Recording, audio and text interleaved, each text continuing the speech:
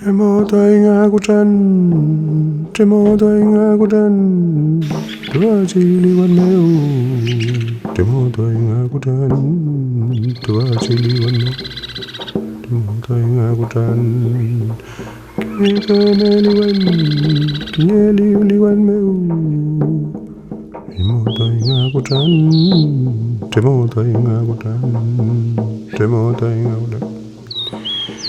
Kinyekemeliwan, kinyekemewilo, kuchayautai kinyekemeliwan, tremotoingakutan.